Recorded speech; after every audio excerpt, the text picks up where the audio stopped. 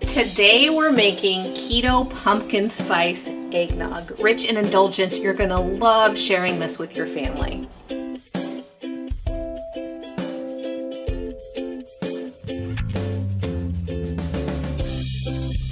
So we're gonna begin by taking 6 egg yolks and 1 cup of your favorite sugar substitute. Today I'm using Lakanto's monk fruit blend. We're gonna whisk these together until nice and foamy. So I wanna get this nice and combined. Now if you're using a liquid sugar substitute, this will actually get pretty foamy, but with a granulated one, it just kind of like combines up and looks nice, rich, and yellow.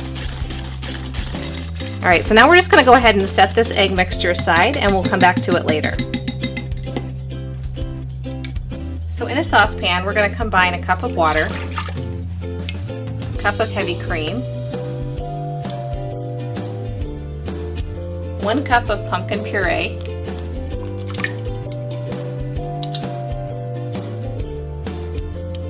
1 teaspoon of ground cinnamon, 2 whole cloves, half of a teaspoon of ground nutmeg. So now we're going to bring this to a boil over medium heat. As you stir your keto pumpkin spice eggnog, the fragrance is just going to overwhelm your senses and you'll get very excited to drink this tomorrow. Now you do want to make this recipe a full day in advance so that you have 24 hours to chill it. Now as it approaches a simmer, you just want to pay special attention because for the absolute best result with this keto pumpkin spice eggnog, you'll want to avoid letting it boil. All right, we're just starting to see a simmer, so I'm going to turn the heat off immediately. I'm going to stir it for about 30 more seconds before I proceed to the next step. Now if you're using an electric stove, it would be smart to go ahead and move the mixture off the heat while you temper in the eggs, just to prevent any curdling or cooking of the eggs while you do this. So I'm going to grab my egg mixture that we have here and stir it back up. You can see it got a little foamy on top, which we expected. I'm just going to take a ladle full of the hot mixture and slowly drizzle it into the eggs while stirring.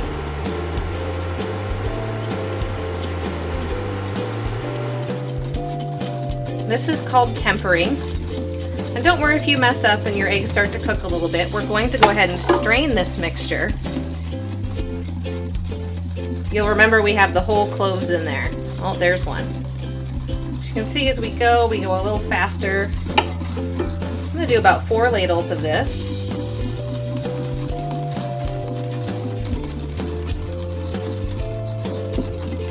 Now I'm going to reverse and stir this while I pour the egg mixture in.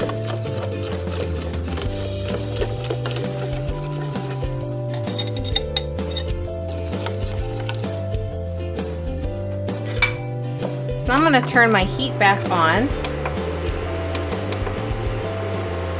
and cook this over low heat for about a minute. Now we don't want to heat this very rapidly because that'll cook the eggs and turn them into scrambled eggs inside of our eggnog. What we want to do is cook the eggs just enough to make sure that they're safe for consumption. So if you have eggs that are safe for consumption raw, you can actually skip this step. You'll just want to stir it for about a minute to make sure all that sugar substitute is dissolved. So just about when it starts steaming again is when you have it to the right temperature, so you're going to want to remove it from the heat.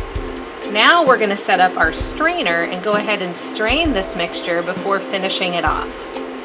All right, so I have here just a bowl that's deep, and then a colander just fits nicely on top. So a nice fine mesh colander like this works the best to make sure you catch any accidentally cooked egg and also that clove that we use to season. So we're just going to go ahead and pour this through.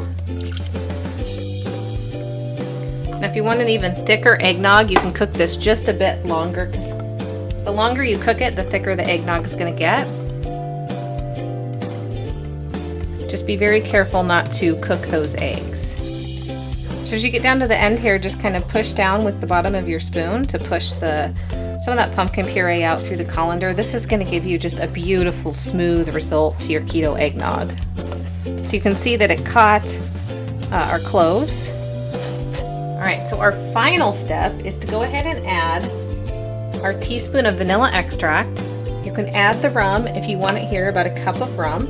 I'm going to skip the rum. And then a cup of unsweetened almond milk. You can use unsweetened coconut milk. You can use half cup cream, half cup of water. You can just use some kind of a milk substitute there. There's the macadamia nut milk that's out now. You can use that. Or if you want a really rich eggnog, you can actually use a full cup of heavy cream.